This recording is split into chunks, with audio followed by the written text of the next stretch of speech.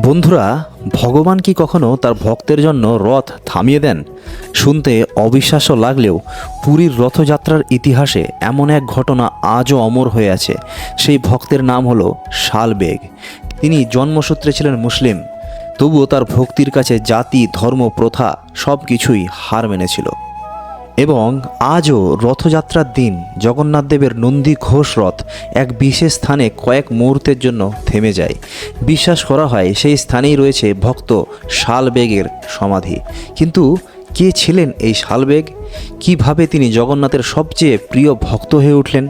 চলুন আজকের ভিডিওতে জেনে নিই সেই শালবেগের অলৌকিক জীবনের কাহিনী। সপ্তদশ শতাব্দীতে উড়িষ্যায় জন্ম হয় শালবেগের। তার বাবা ছিলেন মুঘল সেনাপতি লাল বেগ, আর মা ছিলেন এক হিন্দু ব্রাহ্মণ বিধবা নারী। এই কারণেই ছোটবেলা থেকেই সমাজে তিনি ছিলেন অবহেলিত। একদিকে মুসলিম সমাজ তাকে সম্পূর্ণভাবে আপন করে নেয়নি, অন্যদিকে হিন্দু সমাজও তাকে গ্রহণ করেনি। এবং ছোট থেকেই তিনি বুঝতে পারেন মানুষের কাছে তার পরিচয় যেন সবচেয়ে বড় বাধা। কিন্তু ভাগ্য তার জন্য অন্য কিছু লিখে রেখেছিল। একদিন যুদ্ধক্ষেত্রে শালবেগ গুরুতর আহত হন। তার শরীর জুড়ে গভীর ক্ষত, কোনো চিকিৎসাতেই তিনি সুস্থ হচ্ছিলেন না। তখন তার মা তাকে বললেন, সত্যিকারের ভক্তি নিয়ে জগন্নাথের নাম নাও, তিনিই তোমাকে রক্ষা করবেন। মায়ের কথায় বিশ্বাস রেখে শালবেগ প্রাণ ভরে জগন্নাথের নাম জপ শুরু করলেন।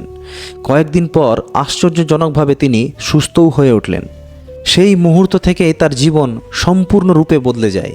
তিনি সংসারের সব কিছু ছেড়ে দিয়ে জগন্নাথের ভক্ত হয়ে ওঠেন।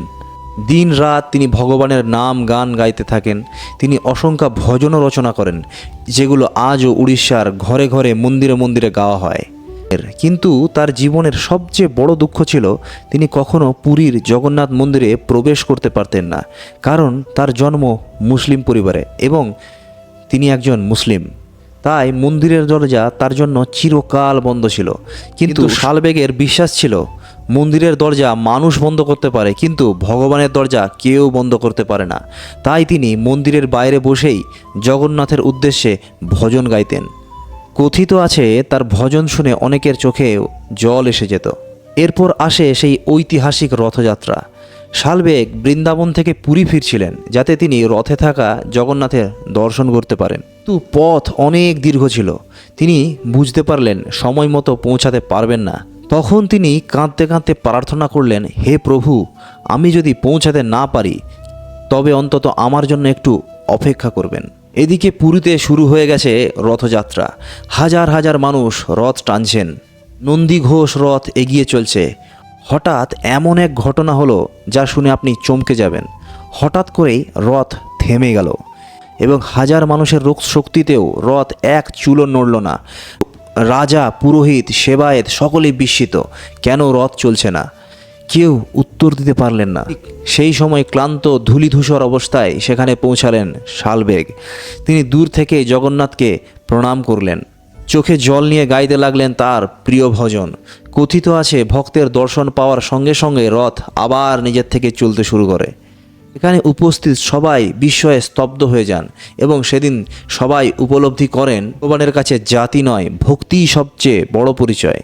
পরবর্তীকালে শালবেগের মৃত্যুর পর পুরীর গ্র্যান্ড রোডের পাশে তার সমাধি নির্মিত হয় এবং আজও বিশ্বাস করা হয় রথযাত্রার সময় জগন্নাথের রথ সেই সমাধির সামনে কয়েক মুহূর্তের জন্য থেমে তাকে স্মরণ করেন। তো কেমন লাগলো আজকের এই ঘটনাটি? যদি ভালো লাগে তাহলে অবশ্যই এই ভিডিওটিকে শেয়ার করে দেবেন নিজের বন্ধুদের সাথে এবং আমার চ্যানেলটি অবশ্যই সাবস্ক্রাইব করতে কিন্তু ভুলবেন না। জয় জগন্নাথ।